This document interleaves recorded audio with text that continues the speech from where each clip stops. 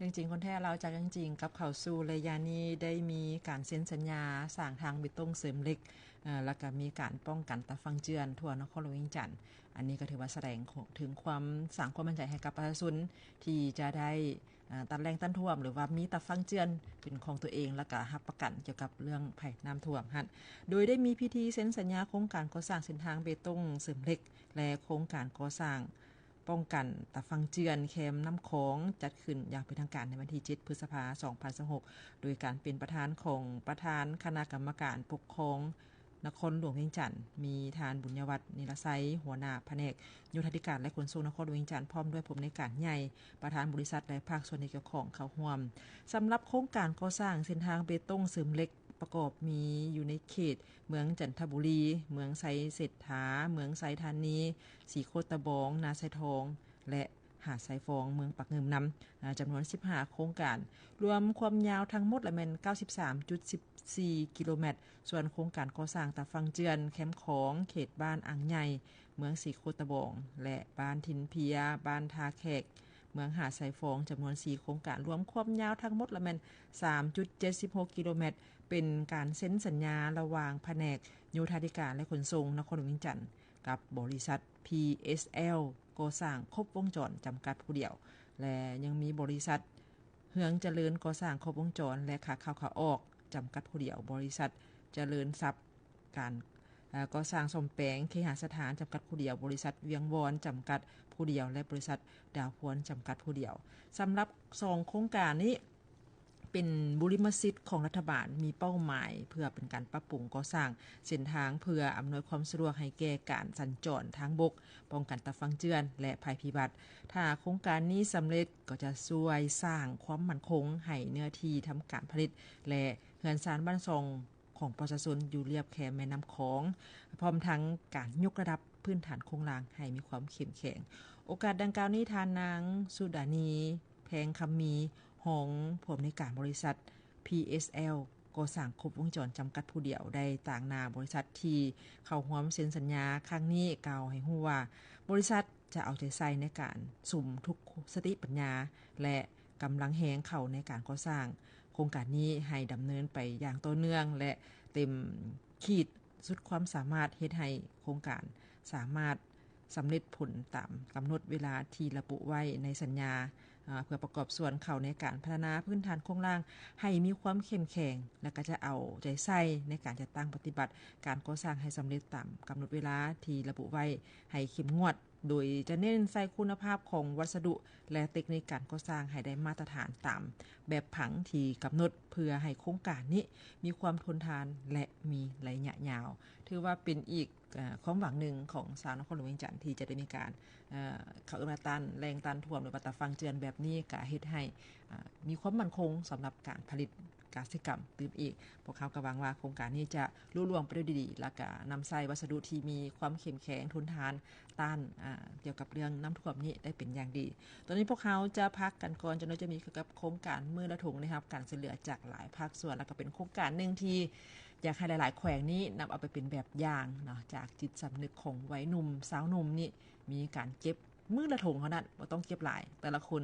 ต่อคนเก็บมือละถุงก็จะช่วยให้รักษาสภาพแวดล้อมได้อาจจะเป็นการแก้ไขปลายเหตุแต่ก็เป็นกิจกรรมนึงที่ดีที่มีคนที่รักษาสภาพแวดล้อมนำกันนะตอนนี้พวกเราพักกันก่อน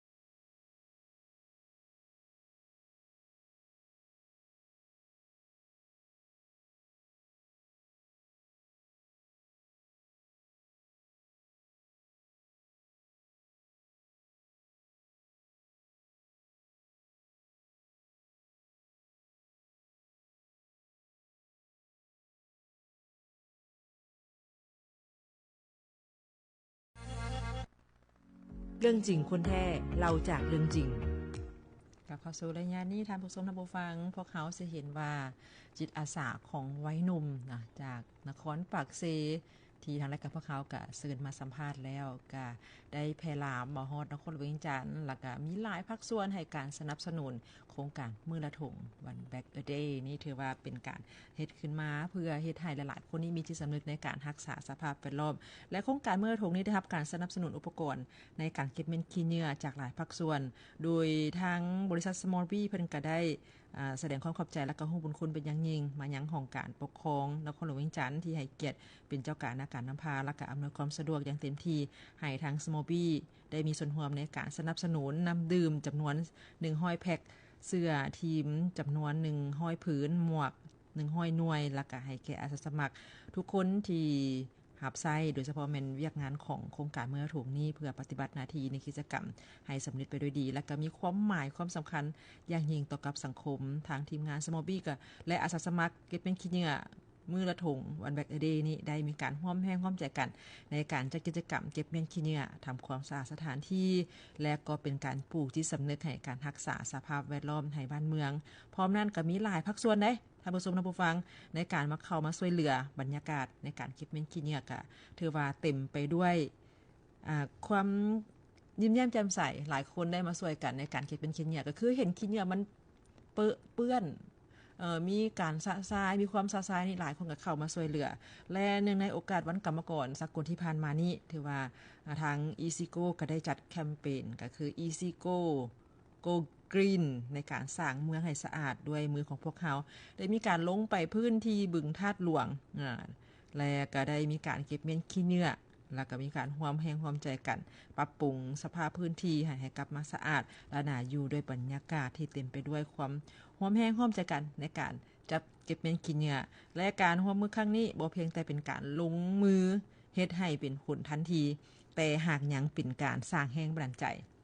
พร้อมทั้งปลูกจิตสำนึกให้กับทุกคนที่หันมาใส่ใจสภาพแวดล้อมก็คือสิ่งแวดล้อมเริ่มต้นจากสิ่งน้อยๆเช่นว่าการทิ้งขี้เหงื่อให้ถึกที่ถึกบอนรักษาความสะอาดงามตาของสังคมและทาง EasyGo เองเพิ่นก็เชื่อมั่นว่าพลังน้อยๆของทุกคนนี่นะก็จะสามารถร่วมกันเปลี่ยนแปลงสิ่งที่ยิ่งใหญ่ได้และในอนาคตทาง EasyGo พร้อมทั้งภาคส่วนร่วมธุรกิจก็จะสืบต่อในการสนับสนุนกิจกรรมทางด้านสังคมแบบนี้อย่างสม่ำเสมอเพื่อให้การพัฒนาชุมชนและสังคมนี้น่าอยู่หลายขึ้นกว่าเก่าเคียงคู่กับบรรยากาศที่ท่านไหนเข้ามาเบิ่งไลฟ์สตรีมมิ่งพวกเขาก็เห็นปัญหาขี้เหงื่อที่เกิดขึ้นอย่างหลวงหลายอยู่ตอนหน้าสถานีรถเมล์นครหลวงเวียงจันทน์นี้ทางโครงการมื้อละถุงก็ได้ร่วมกับหลายภาคส่วนก็ได้ไปเก็บเม็ดขี้เหงื่อและก็ได้รับการสนับสนุนจากแต่ละภาคส่วนถือว่าก็เป็นอีกสิ่งนึงที่ดีอาจจะเป็นการแก้ไขปลายเหตุแต่ว่าพวกเขาคันโบแก้ไขแบบนี้มันก็ขี้เหงื่อกับสิลดเมืองดังนั้นโครงการน้อยๆแบบนี้ก็ขอให้หลายคนที่สนับสนุนและก็มีส่วนร่วมหลายขึ้นกว่าเก่าขี้เหงื่อที่ทางโครงการมื้อละถุงเพิ่นเก็บเงินกันมาแบบนี้บางส่วนเพิ่นก็สิจัดแยกไปให้ทางศูนย์แม่หญิงคนพิการเนาะคือทางlocal ลาวเวสหันเพิ่นก็สิได้มีการนำเสนอโดยเฉพาะแม่นเอาไปให้ภาคส่วนศูนย์แม่หญิงคนพิการหันเป็นฝากระตุกบ่หรือว่าเป็นกระตุกน้ำอันที่ว่าเป็นสามารถเป็นนำไปรีไซเคิลขึ้นมาได้แล้วก็หลายๆอันฝากระตุกน้ำเช่นเดียวกันก็สามารถนำเอาไปเฮ็ดหลายๆสะสมไว้แล้วเขาก็เอาไปส่งไปทางหลวงพระบางกรีนหั่นเพิ่นก็สิเอาไปเฮ็ดโต๊ะตั้งให้กับนักเรียนฝากทางหุงอรุณโดยที่บ่ได้เสียค่าอันนี้คือเป็นการประชาสัมพันธ์ให้หลายๆคนนี้ช่วยกันตุกน้ำก็สามารถนำไปขายได้ฝาตุกน้ำก็สามารถเป็นโต๊ะเป็นตังอันนี้ถือว่าเป็นการช่วยเหลือสังคมและพวกเขาก็ร่วมแรงร่วมใจกันเก็บเม็ดขี้เหงื่อมื้อละเล็กมื้อน้อยก็หวังว่านครหลวงใจพวกเขาก็สิมีความสะอาดงามตาหลายขึ้นกว่าเก่าตอนนี้พวกเขาพักกันอีกครั้งจนจะมีเกี่ยวกับเมืองคงยืนยันถึงข่าวพบแค่อยู่บ้านห่างสะดำแมนบ่มีมูลความจริงจากนั้นพวกเขาสิมีข้อมูลมานำเสนอตอนนี้พักกันก่อน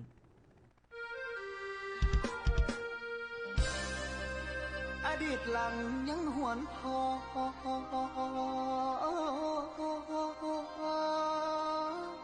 สิย่อมือแล้วผู้เขาเสียงเบาๆสิส่งให้มันดาไทยผู้ลำลู คุณพ่อแม่ลูกค้าผู้สายคือใส่ใจทุกปันใดไม่ยังทนให้ลำดูแลไว้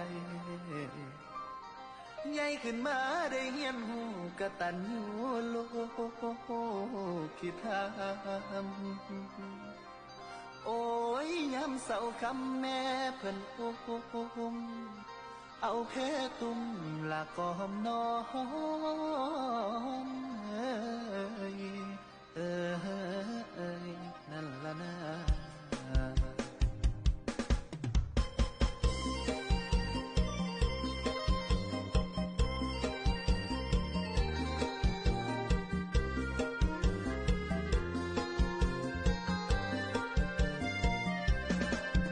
นอนเยือแพงขวัญตาลูกลาตื่นขึ้นมาอย่าห้องหาแก้วแม่อาดีเสียงของแม่แวดสายใจของแม่คือสายอูเส้นพอสายอูนี่ก็คือสายใจลูกอยู่ไกลแสนไกลยังห่วงคิดขึ้นมาน้ำตาไหลลุ่งแม่คงเป็นห่วงถึงดวงสายใจย่ำไกลบ้านย่ำคิดถึงความเก่าคิดขึ้นมาแล้วเศร้าเหงาวังห่วงหลังคิดถึงข้างซ้ายอูแม่เคยไกวย่ำตอนสวยนอนเห็นแม่ก็เป็นดอกพุ่มคุ้มเอาไว้จนสายใจลูกใหญ่นี้ไปไกลจากบ้านประมาณได้4 ปีทอดมือนี้ยังบ่คืนมือเหลือแต่กายของตนส่วนใจอยู่ทางบ้านนานที่จากบ้านมาคิดฮอดมันดาหัวใจแสนเศร้าบ้านเกิดสายอู่ของเฮาเสียงกล่อมเบาๆว่านอนเดินนอน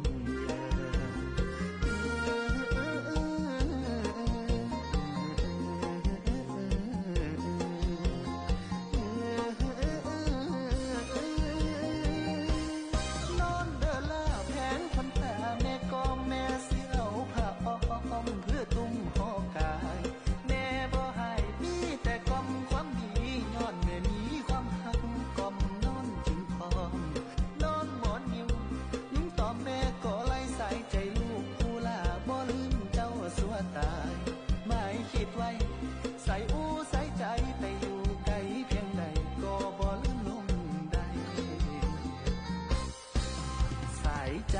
แม่ได้อุ้มสู่พ้องทั้งสายอูแม่ได้ผูกพัน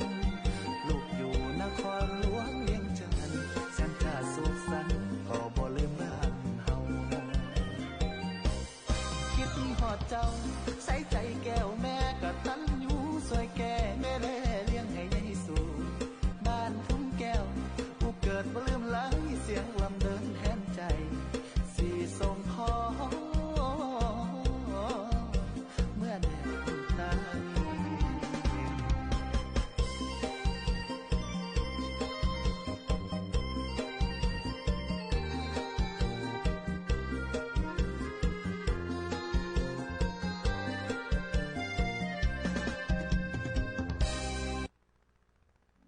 เรื่องจริงคนแท้เล่าจากเรื่องจริงเรื่องจริงคนแท้เล่าจากเรื่องจริงหลายคนที่เบิ่งในข่าวสังคมออนไลน์ก็สิเห็นว่าระยะที่ผ่านมามีขึ้นหน้าฟีดของแต่ละคนหั่นแหละว่าโอ้เห็นพบเห็นอีแค่อยู่เมืองโขงแขวงจำปาสักตัวนี้ถือว่าเป็นข่าวที่บ่มีมูลความจริงหน่วยงานที่เกี่ยวข้องก็ได้ลงไปติดตามกฎกาเบิ่งตัวจริงแล้วแม่นบ่มีคนความจริงแต่ว่าพวกเขาก็สินำข้อมูลมานำเสนอเพราะว่ามีแหล่งข่าวจากทางแขวงจำปาสักก็ให้ฮู้สำหรับกรณีที่มีการเผยแพร่คลิปวิดีโอผ่านสังคมออนไลน์ Facebook ที่มีชื่อว่าดอกแก้วไสยาวงศ์ที่ระบุว่ามีการพบเห็นแค่อยู่บ้านหางสะดํเมืองคงแขวงจำปาสักในอาทิตย์ผ่านมานั้นได้สร้างความแตกตื่นและเฮ็ดให้สังคมเกิดความสับสนเป็นวงกว้างต่อกับเหตุการณ์ดังกล่าวนี้ในวันที่8พฤษภาคม2026ท่านบัณฑิตสิงหาธรรมหัวหน้าองค์การเกษตรกรรมและสิ่งแวดล้อมเมืองคงแขวงจำปาสักก็ได้ให้สัมภาษณ์ต่อกับนักข่าวสื่อมวลชนท้องถิ่นให้ฮู้ว่าภาคส่วนที่เกี่ยวข้องก็คือองค์การเกษตรกรรมและสิ่งแวดล้อมเมืองพร้อมด้วยคณะกรรมการปกครองตาแสงคอน ก็ได้ลงไปพื้นที่ตัวจริงเพื่อเก็บกำข้อมูลและกวดกาข้อเท็จจริงอย่างละเอียดและผ่านการกวดกาและสอบถามข้อมูลจากภาคส่วนที่เกี่ยวข้องในพื้นที่แล้วท่านบัณฑิตสิงหาธรรมก็ได้ยืนยันว่าข้อมูลที่มีการแชร์กันหรือว่าแลกเปลี่ยนกันในโลกสังคมออนไลน์หั่นน่ะแม่นบ่มีมูลความจริงแต่อย่างใดคลิปวิดีโอดังกล่าวนี้บ่ได้เกิดขึ้นอยู่บ้านหางสะดำและก็บ่มีแรงที่มาที่ชัดเจนซึ่งการกระทำดังกล่าวนี้ถือว่าเป็นการสร้างกระแสข่าวปลอมหรือว่า Fake News เฮ็ดให้เกิดมีความบ่สงบในสังคมโอกาสนี้ภาคส่วนที่เกี่ยวข้องก็ขอแจ้งเตือนและแนะนำมายังพ่อแม่ประชาชนก็คือผู้ใช้สื่อสังคมออนไลน์ทุกท่านให้มีสติในการรับข้อมูลข่าวสารดังนี้ก็ขอให้ติดตามข่าวสารจากแหล่งข่าวที่เป็นทางการของภาครัฐสื่อมวลชนที่มีหน้าที่ความน่าเชื่อถือและก็จากภาคส่วนที่เกี่ยวข้องอย่างโดยกงเท่านั้นหยุดการแชร์ข้อมูลที่บ่มีมูลความจริงที่บ่มีแหล่งที่มาก็คือการส่งต่อข้อมูลที่บ่ถูกต้องหั่นบ่เพียงแต่สร้างความปั่นป่วนให้กับสังคมแต่หากยังมีความผิดทางกฎหมายว่าด้วยการต้านและสกัดกั้นอาชญากรรมทางคอมพิวเตอร์ที่สำคัญหากมีเหตุการณ์ผิดปกติใดๆทางคณะปกครองเมืองและภาคส่วนที่เกี่ยวข้องจะมีการแจ้งการอย่างเป็นทางการให้กับพ่อแม่ประชาชนทราบทันทีผ่านสื่อสังคมออนไลน์ที่เป็นทางการและแจ้งการผ่านสื่อทางราชการเท่านั้นอันนี้ถือว่าเป็นอีกสิ่งหนึ่งที่หลายคนวิตกกังวลแต่ความเป็นจริงแล้วออกมาแถลงเป็นที่พอแล้วว่าบ่แม่นมูลความจริงดังนั้นหลายคนที่แชร์ข้อมูลนี้แบ่งปันข้อมูลนี้ให้กับหมู่คู่หรือว่าญาติพี่น้องก็ขอให้หยุดในการแชร์เพราะว่ามันบ่มีความจริงเพิ่นออกมาแถลงข่าวแบบนี้แล้วท่านผู้ชมท่านผู้ฟังตอนนี้พวกเขาจะพักกันยังมีข้อมูลหลายอันที่จะมานำเสนอให้มาทานโดยเฉพาะแม่นทั้งอินทิรากรุ๊ปเพิ่นได้มีการลุดแลกแจกแถมโดยเฉพาะแม่นโปรโมชั่นพิเศษสำหรับห้องพักอยู่ทั้งวังเวียงแดอยู่ทางขมวนแดรายละเอียดมาฟังนำกันผู้ใดที่เป็นแฟนรายการของเราจากเดิมจริงตอนนี้พวกเราพักกันก่อน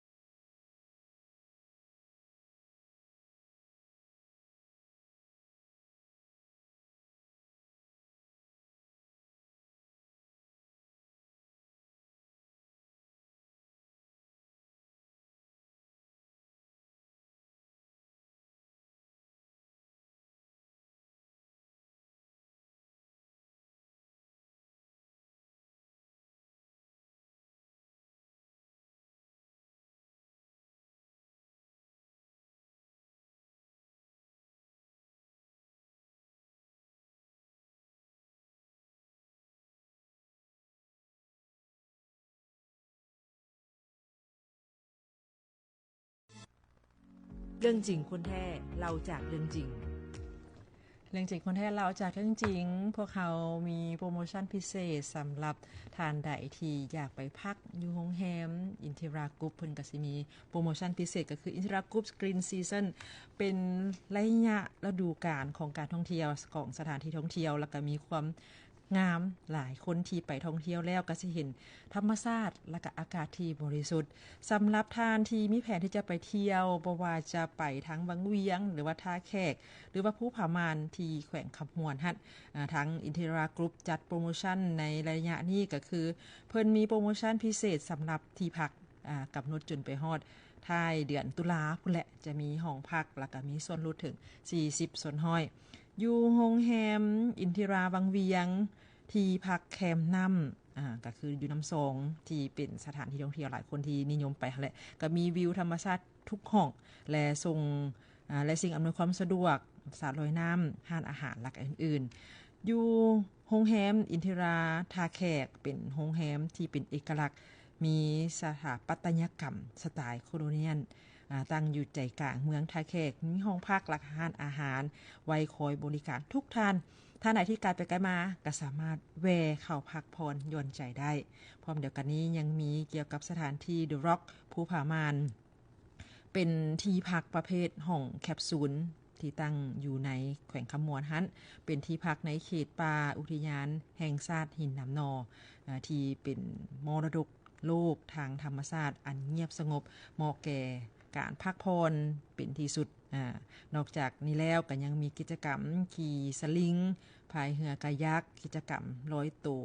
อยู่ในถ้ำและก็ยังมีกิจกรรมหลายกิจกรรมที่บรรณาธิการสามารถไปเบิ่งไปชมหรือว่าไปท่องเที่ยวแล้วก็สามารถพักหลายคนบอกว่าที่พักนี้สำคัญหลายสำหรับการไปท่องเที่ยวที่พักสะอาดอาหารแซ่บวิวงามก็แม่นเอาใจสนะของนักท่องเที่ยวไปในตู่แล้วการบริการที่ดีก็เป็นอีกสิ่งหนึ่งที่น่าประทับใจดังนั้นท่านไหนที่มีโอกาสไปท่องเที่ยวอยู่วังเวียงอยู่คำมวนก็สามารถไป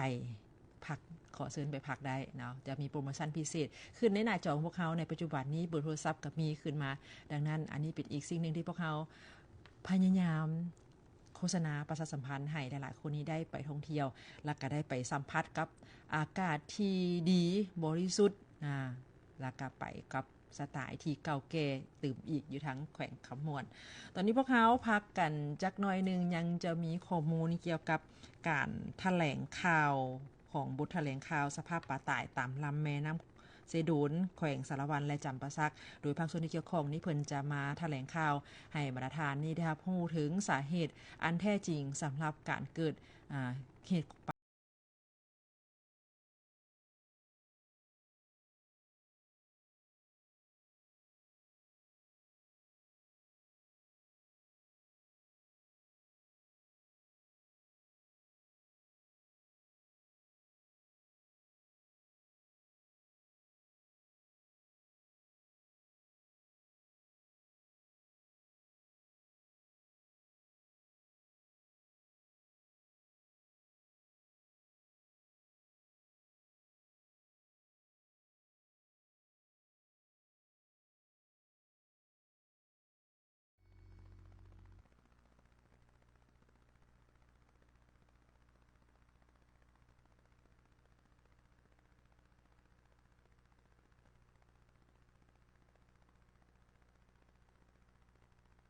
พระเจ้าซื้อจิตถนอมอุนสิดาห้องหัวหน้ากรมสิ่งแวดล้อมกระทรวงเกษตรกรรมและสิ่งแวดล้อม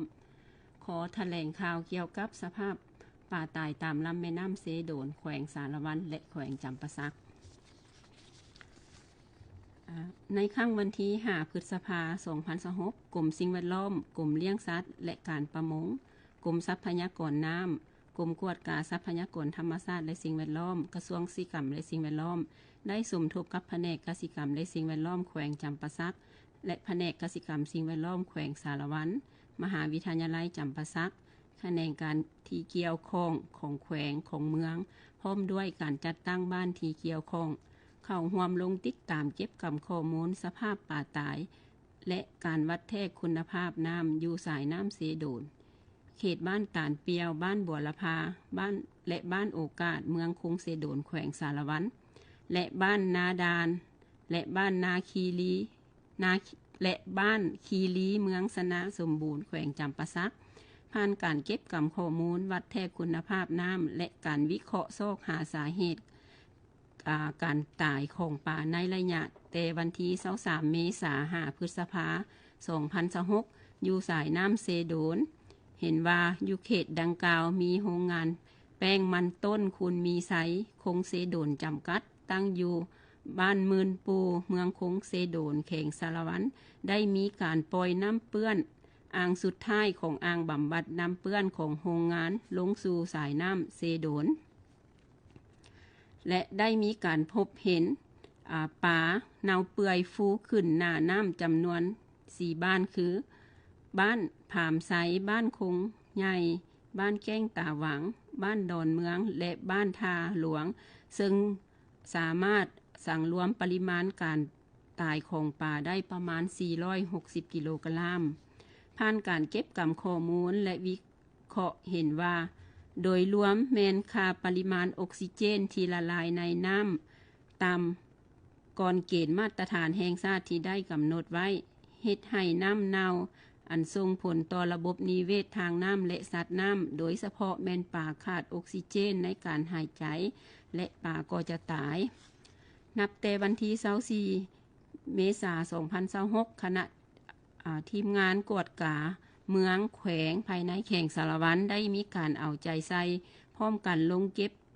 กำข้อมูลวัดแทกคุณภาพน้ำเห็นว่าค่าความเป็นกรดเป็นด่างค่าซักน้ำกระแสไฟฟ้าและค่าออกซิเจนละลายในน้ำและอุณหภูมิแม้นอยู่ในเกณฑ์มาตรฐานของสิ่งแวดล้อมแห่งชาติที่ได้กำหนดไว้แต่ยังบ่ทันเห็นซากป่าตายที่เน่าเปื่อยฟูขึ้นในวันที่27มีนาคม2026เริ่มมีฝนตกติดต่อกันหลายมื้อส่งผลให้ระดับน้ำเซโดนเพิ่มขึ้นสูงประมาณ60ซมหา1เมตรเฮ็ดให้ป่าที่ตายไปก่อนหน้านี้มีการเน่าเปื่อยฟูขึ้นหน้าน้ำและไหลไปตามกระแสน้ำเซโดนฮอดเขตเมืองสนาสมบูรณ์แขวงจำปาสักฉะนั้นแผนกกสิกรรมและสิ่งแวดล้อมแขวงสารวันจึงได้ออกหนังสือแจ้งการฉบับเลขที่1395กสคสวถึงประธานโรงงานผลิตแป้งมันต้นคูณมีไซให้หยุดโจะการเคลื่อนไหวนับแต่วันที่27มีนาเป็นต้นมา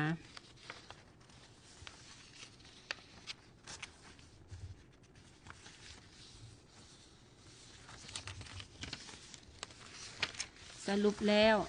สาเหตุที่เฮ็ดให้ป่าตายในครั้งนี้แม่นเกิดจากการปล่อยน้ำเปื้อนของโรงงานแป้งมันต้นคูณมีไซคงเซโดนจำกัดตั้งอยู่บ้านเมืองคงเซโดนแขวงสารวันแต่เนื่องจากน้ำเปื้อนที่ปล่อยลงสู่แม่น้ำเซโดนมีค่าออกซิเจนที่ละลายในน้ำต่ำกว่าเกณฑ์มาตรฐานที่ได้กำหนดไว้จึงส่งผลต่อระบบนิเวศทางน้ำเฮ็ดให้น้ำเน่าและสัตว์น้ำตายโดยเฉพาะแม่นป่าขาดออกซิเจนและเฮ็ดให้ป่าตายจำนวนหลายทิศทางในต่อหน้าสืบต่อติดตามวัดแทกคุณภาพน้ำและติดตามการตายของป่าอยู่ตามลำแม่น้ำเซโดนในบริเวณเขตใกล้เคียงอย่างใกล้ชิดพร้อมทางแจ้งให้ประชาชนรับทราบเกี่ยวกับสภาพคุณภาพน้ำของเขตดังกล่าวกวดกาคืนการจัดตั้งปฏิบัติการคุ้มครองสิ่งแวดล้อมของโรงงานดังกล่าวโดยเฉพาะแม่นการจัดตั้งปฏิบัติแผนคุ้มครองและติดตามกวดกาสิ่งแวดล้อมของโรงงานและบรรดาพันธะทางด้านสิ่งแวดล้อมกรมสิ่งแวดล้อมกรมเลี้ยงสัตว์และการประมงกรมทรัพยากรน้ำกรมกวดกาทรัพยากรธรรมชาติและสิ่งแวดล้อมแผนกกสิกรรมและสิ่งแวดล้อมแขวงจำปาสักแผนกกสิกรรมและสิ่งแวดล้อมแขวงสารวันจะประสานสมทบกับกันประเมินผลกระทบผลเสียหายทางด้านสิ่งแวดล้อมเพื่อเป็นบ่อนอิงให้โรงงานรับผิดชอบในการฟื้นฟูสภาพสิ่งแวดล้อมให้กลับคืนสู่สภาพปกติและถ้าหากมีผู้ได้รับผลกระทบและเกิดมีความเสียหายจากเหตุการณ์ดังกล่าวแม่นต้องได้รับการชดเชยตามความเหมาะสมและระเบียบการที่ได้กำหนดไว้ฟื้นฟูระบบนิเวศและสิ่งแวดล้อมสายน้ำเซโดนเขตดังกล่าวให้กลับคืนสู่สภาพปกติอย่างโดยไว้ปฏิบัติโทษตามขบวนการยุติธรรมเจ้าของโรงงานซึ่งเป็นผู้ก่อให้เกิดผลกระทบดังกล่าวดังนั้นจึงขอแจ้งมายังพ่อแม่พี่น้องประชาชนในเขตดังกล่าวและก็ทั่วไปได้รับทราบได้ทั่วถึงกัน